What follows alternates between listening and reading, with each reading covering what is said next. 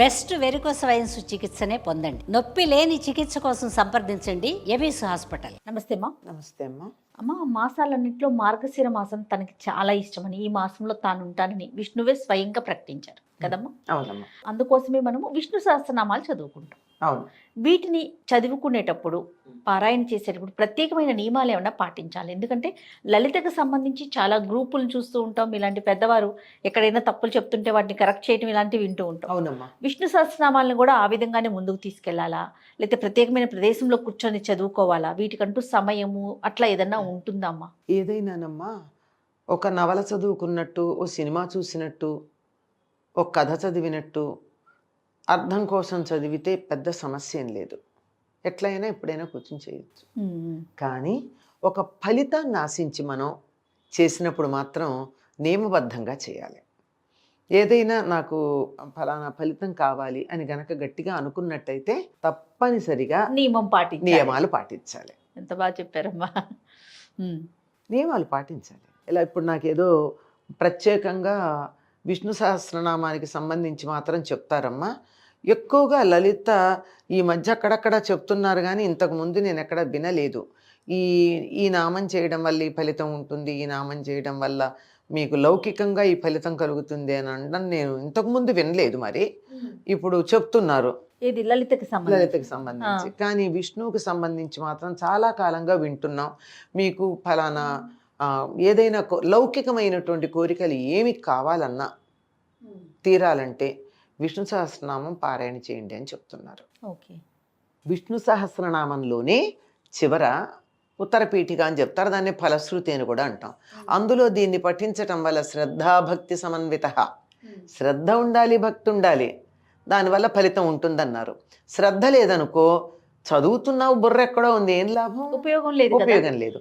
భక్తి అవుతుందా లేదా అని కాదు, అవుతుంది అని నమ్మకం ఉండాలి.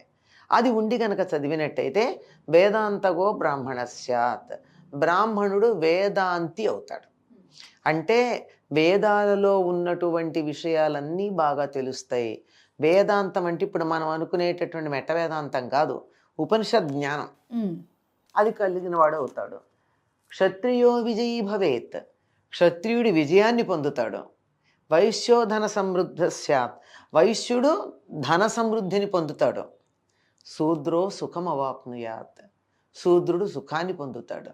అంటే ఈ 4 ఫలితాలు ఆశించే వాళ్ళు, ఆయా వర్ణాల వాళ్ళు ఇవే కోరుకుంటారు. కులాలు కావు, గుర్తుపెట్టుకోండి. ఇక్కడ ఉన్న పదాలు ఏవి కులానికి సంబంధించిన 4 ఉన్నాయి. కులాలు ఎప్పుడో 1970లో మండల్ కమిషన్ లెక్క ప్రకారం 3000 పైన ఉన్నాయి కులాలు కదా.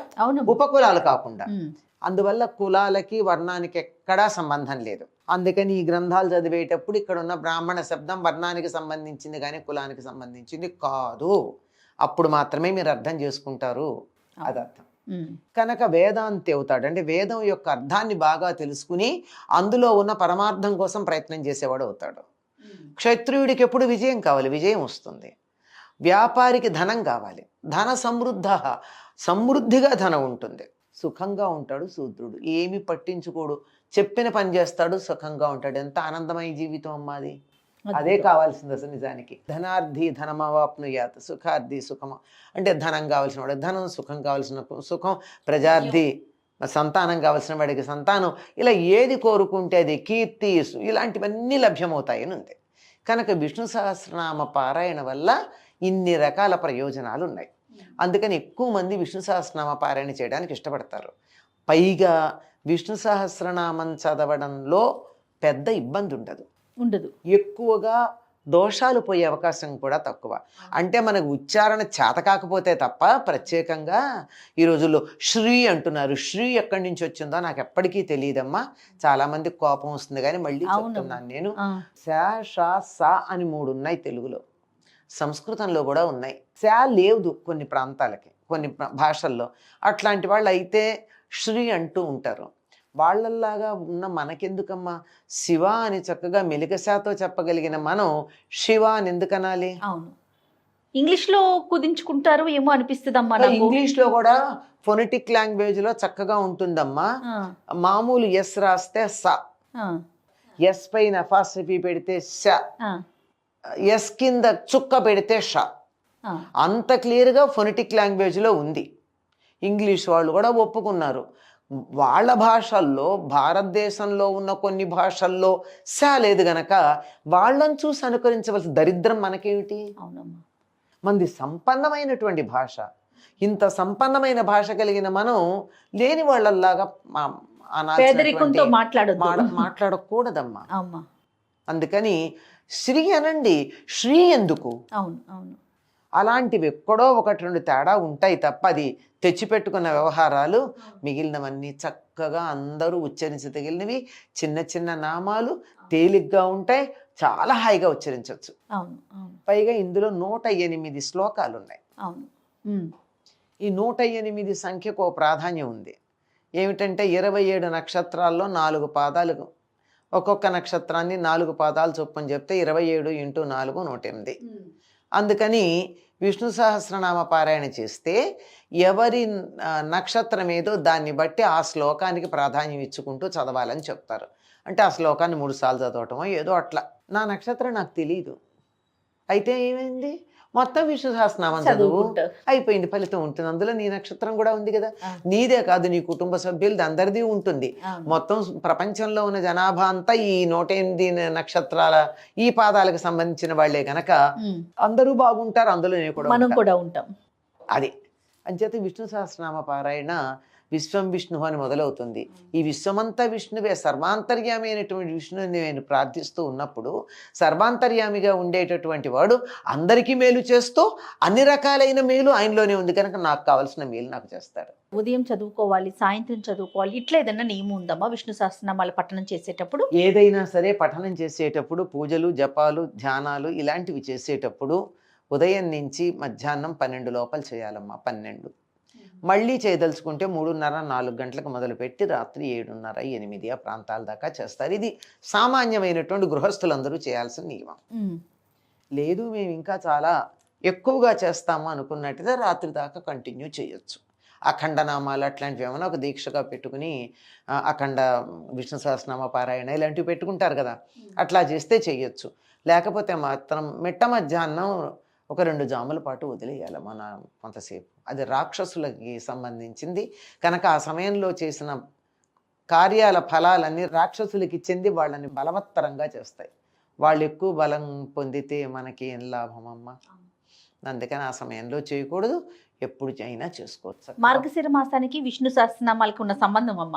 విష్ణువు ప్రధానంగా ఈ మాసం నాకు సంబంధించింది, తన విభవం ఇందులో ఉంటుందని చెప్పాడు. ఇప్పుడు భగవద్గీతలో చెప్పిన చోట ఆయన వైభవం గురించి చెప్పిన చోట కదా ఆయన చెప్పింది. అవునవును. నేను మార్గశిర మాసం నాకు సంబంధించింది అన్నాడు అంటే ఆయన యొక్క వైభవం బాగా కనపడుతుంది అని అర్థం. అందుకని మార్గశిర మాసంలో ఆయన్ని గనక మనం పూజించినట్టయితే బాగుంటుంది. దానికి కూడా ఇంకొక కారణం కూడా మనం ఊహించుకోవచ్చు, ఎక్కడా చెప్పలేదు. కానీ కార్తీక మాసంలో ఆయన క్షీరాబ్ది ద్వాదశి నాడు ఆయన ఉత్థాన ఏకాదశిని చెప్పి నిద్రలేస్తాడు, యోగ నిద్ర నుండి అంటాం కదా. నిద్ర నుంచి లేచిన కొంచెం సేపటికే కదా మార్గశిర మాసం వస్తుంది. చాలా తాజాగా ఉంటాడు, నిద్రపోయి ఫ్రెష్గా ఉంటాడు. ఆ సమయంలో మనం పిలిస్తే తొందరగా పలుకుతాడు అలిసిపోయినప్పటికన్నా. అది నేను వ్యక్తిగతంగా చెప్తున్నానమ్మా, అదే శాస్త్రాల్లో ఎక్కడా లేదు. ఆయన ఉత్థాన ఏకాదశి వరకు ఉంది కానీ ఆయన పిలుపు బాగుంటుంది, పిలిస్తే త్వరగా పలుకుతాడని నేను చెప్తున్నమాట, అంతే. ఇది వ్యక్తిగతంగా నా అభిప్రాయం. అమ్మ, అక్షర దోషాలు లేకుండా చదువుకోవాలంటే ఎట్లా అమ్మ? అక్షర దోషాలు లేకుండా చదువుకోవాలంటే ముందు 56 అక్షరాలు రావాలమ్మా ఉచ్చరించటం. ఫా పలకడం రావాలి. ఫా పలుకుతాం మనం, తేడాకు తెలుస్తోందా? అవును. ఫా అంటే పై పళ్ళ కింద పెదవు పెడితే ఫ. 2 పెదవులు ఇలా కలిపి ఒక్కసారి గాలి వదిలితే ఫ. ఈ ఫా నేర్చుకోండి, శాచాలు నేర్చుకోండి. నేర్చుకున్న తర్వాత జాగ్రత్తగా అయిపోయిన బాల్ పెన్ కానీ, లెడ్ కనపడకుండా పోయిన పెన్సిల్ కానీ తీసుకుని, లేదా ఒక పుల్ల, ఏదంటే మన టూత్ పిక్ లాంటిదైనా, టూత్ పిక్ ఎడ్జ్ షార్ప్గా ఉంటుంది కనుక వద్దని చెప్తున్నాను, అంతే. ప్రతి అక్షరం మీద అది పెట్టుకుంటూ అక్షరం చదవడం నేర్చుకోండి. మనకున్నటువంటి ఒకానొక మనస్తత్వం ఎవరికైనా ఉంది. అది ఏమిటంటే, పెద్ద పదం ఉందనుకో, మొదటి అక్షరం కానీ రెండో అక్షరం కానీ చదవంగానే తర్వాత పదాన్ని మనం ఊహించేసుకుంటాం. అది జరిగిపోతూ ఉంటుంది. అందువల్ల ప్రతి అక్షరం చదవడం నేర్చుకోండి. చదవడం ప్రారంభించిన కొత్తల్లో నా గొంతు వినపడాలని తాపత్రయపడకండి. చెవితో వింటూ నోటితో నెమ్మదిగా చదువుకోండి. అప్పుడు చెవితో వింటున్నప్పుడు నేను చదివేటటువంటి అక్షరం ఇది సరిపోయాయో లేదో తెలుస్తుంది. నా గొంతే వినపడాలనుకుంటే సరే, ఇది వినపడుతుంది కానీ లోపలికి ఎక్కదు కదా. ఇప్పుడు చాలా మంది సామూహిక పారాయణాలు చేసి కూడా తప్పులు ఎందుకు చదువుతారంటే నా గొంతు వినపడాలని తాపత్రయం. నీ గొంతు పర్ఫెక్ట్గా వచ్చాక వినిపించు, ఈ లోపల విను. వీటన్నిటినీ శృతులు అన్నారు. అంటే విని నేర్చుకునేవి. వింటేనే స్పష్టమైన ఉచ్చారణ తెలుస్తుంది. ఎక్కడ ఆపాలో, ఎక్కడ కలపాలో, ఎక్కడ ఊనిక ఇవ్వాలో, ఎక్కడ వదిలియాలో తెలుస్తుంది. ఎందుకమ్మా మనకి అసలు ఎంఎస్ సుబ్బలక్ష్మి గారు విష్ణు సహస్రనామాలు ఆ తల్లి గొంతుతో విన్నాము అంటే జన్మ గొంతు పెట్టుకుని, ఆవిడది గట్టిగా పెట్టుకుని, మనం పైకి అనకుండా పుస్తకం ఎదురుగా పెట్టుకుని అక్షరం అక్షరం మీద నేను చెప్పినట్టు పెన్సిల్ పెట్టుకుంటూ ఒక్క వారం రోజులు అభ్యాసం చెయ్యండి, చక్కగా వచ్చేస్తుంది. అక్షర దోషాలు ఉండవు. అప్పుడు ఎవరికి వెళ్ళాలో వాళ్ళకి ఎడుతుంది. నేను కొన్ని వందల సార్లు చెప్పా, మళ్ళీ చెప్తున్నా. నాకు మళ్ళీ చెప్పడం మామూలుగా ఇష్టం ఉండదు, కానీ కొన్ని తప్పవు. ఏమిటంటే మన ఈమెయిల్ ఐడిలో ఒక కామా కానీ, ఒక హైఫన్ కానీ, ఒక చుక్క కానీ తప్పు పెడితే ఎవరికి వెళ్ళాలో వాళ్ళకి ఎడుతుందా? రాంగ్ అడ్రస్ పెడుతోంది కదా.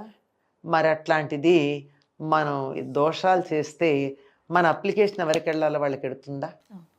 పక్కనున్న వాళ్ళ దగ్గరికే ఈమెయిల్ ఐడి వెళ్ళకపోతే పైలోకంలో ఉన్న పరమాత్మ అంటే సర్వవ్యాపి ఇక్కడ కూడా ఉన్నాడు, లేడనడం లేదు, లెవెల్స్లో తేడా ఉంది కదా, పెడుతుందా? పర్ఫెక్ట్గా వెళ్ళాల్సిన చోటికి వెళ్ళాలంటే తప్పులు లేకుండా చదవాలి. ఇది నేను అందరికీ కొన్ని వందల సార్లు చెప్పా, మళ్ళీ చెప్తున్నా. అవసరమైతే ఇంకో కొన్ని వేల సార్లు చెప్తా. తప్పనిసరిగా ఉచ్చారణ దోషాలు లేకుండా చదవండి. అంతదాకా ఎందుకమ్మా?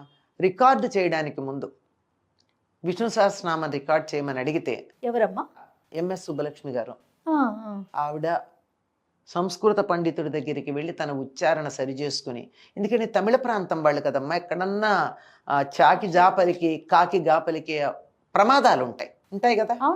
అందుకని వెళ్ళి కరెక్ట్ చేసుకుని, ఆవిడ దగ్గర అట్లాంటివి ఏం లేవులేండి. ఇన్ని త్యాగరాయ కీర్తనలు, ఇన్ని అన్నమాచార కీర్తనలు పాడారు, ఎక్కడ లేదు. అయినా సరే వెళ్ళి సరి చేసుకుని కంచి పరమాచార్య వారికి వినిపించి ఆయన ఇది సరిగ్గా ఉంది అన్నాకే ఆవిడ ఉచ్చారణ దోషాలు లేకుండా చదివారు. అందుకమ్మ ఆవిడ మహానుభావురాలు, ప్రాతస్మరణీయురాలు. ఆవిడని తలుచుకోవాల్సింది. భజగోవిందం కానీ, విష్ణు సహస్రనామం కానీ, ఇంకా మిగిలినటువంటి అనేకమైనటువంటి స్తోత్రాలు కానీ ఆవిడ గొంతుతో వింటే నిజంగా మనం ఉద్ధరించబడతాం. అవునమ్మా, ఇంకా వేరే ఇది వినిపించదు. నిజంగా ఒక గంధర్వలోకంలో నుంచి వచ్చి మనందరినీ ఉద్ధరించటానికి గాంధర్వ మార్గంలో అందరూ మోక్షం వైపు పయనించటానికి మార్గం వేసిన మహానుభావురాలు ఆవిడ. ఆ ముఖంలో ఆ పవిత్రత కానీ, ఆ ప్రశాంతత కానీ, ఆ హాయి కానీ ఎలా ఉంటుందంటే అట్లా ఉంటుంది. ఇది ఈ విషయమే కాదండి, ఆవిడ జీవిత చరిత్రలో కొన్ని విషయాలు చూస్తే అంత నిజాయితీగా, అంత గొప్పగా జీవించటం మాతృలకు సాధ్యమవుతుందా అనిపిస్తుందండి. ఆవిడ జీవితంలో కొన్ని ఘట్టాలు అద్భుతం.